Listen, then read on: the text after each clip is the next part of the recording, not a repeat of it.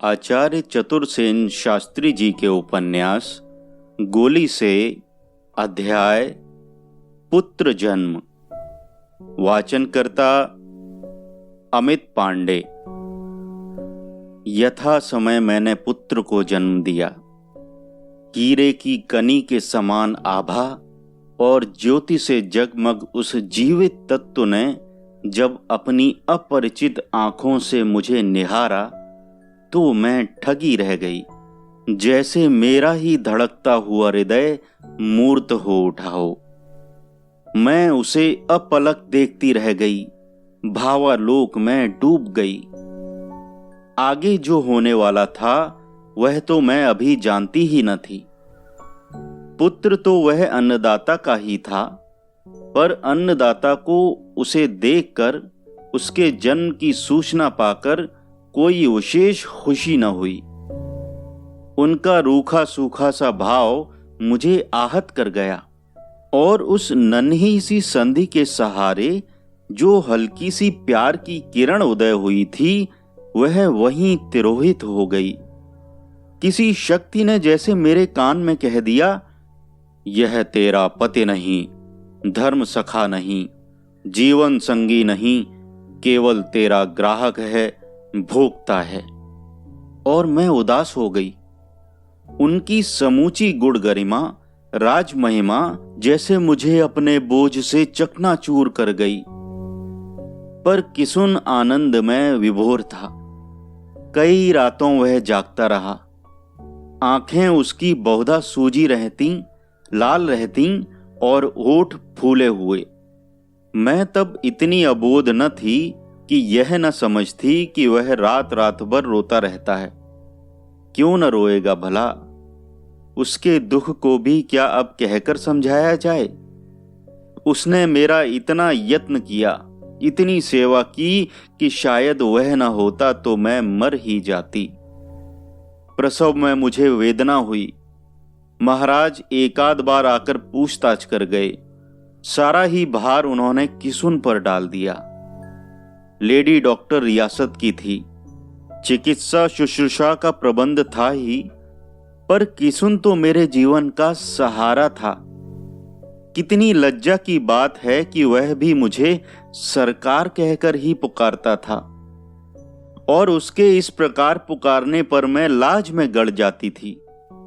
मेरी अंतरात्मा चीत्कार करके पुकारना चाहती थी, प्रियतम, मैं तुम्हारी दासी हूं, तुम्हारी पत्नी हूं, और यह तुम्हारा पुत्र, हाँ तुम्हारा।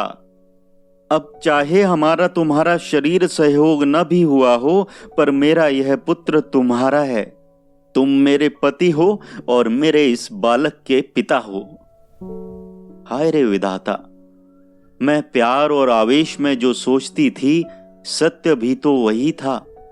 मेरी संतान के पिता का दायित्व लेने ही के लिए तो वह मेरा पति बनाया गया था। वह बात तो केसर ने समझाई थी मुझे, पर इसका मर्म तो अब समझी। 1 मास का मेरा यह बालक, मेरे जिगर का टुकड़ा, किसुन को सौंप दिया गया। दूध पीने को गाय लगा दी गई। कृत्रिम उपचारों से मेरा दूध सुखा दिया गया।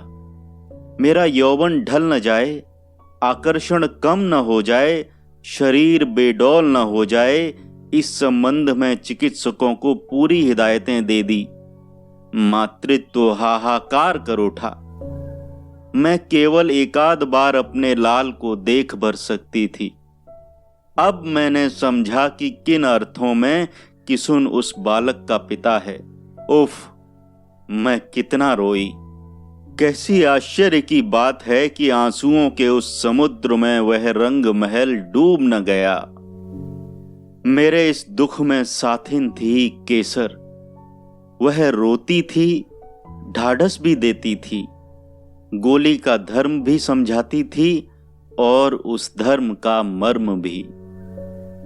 धीरे धीरे मैं स्वस्थ हो गई और अन्नदाता फिर यथावकाश मेरे पास आने लगे। बालक को नर्सें पाल रही थीं। उसका पालन अवश्य यत्न से हो रहा था। किसुन अवकाश पाकर मेरी सेवा से बचा अपना शेष समय उसी को गोद में लेकर व्यतीत करता था। मैं उससे आंखों ही में पूछती, कैसा है मेरा लाल? और वह होठों में हास्य और आंखों में पानी भरकर उसका मुझे जवाब देता, मेरी आंखों से आंख मिलाकर। तब मेरी आंखें भी गीली हो जाती। वह पहली चोट थी। जीवन प्रवाह का यह चमत्कारिक दस्तूर है कि चोट का दर्द कायम नहीं रहता। तो मेरा दर्द भी ठंडा पड़ गया। मुझे भी हंसना पड़ा और अपना निर्लज्ज गोली का धर्म आगे निभाना पड़ा। पूरे 21 वर्ष 5 बार मैंने संतान प्रसव की।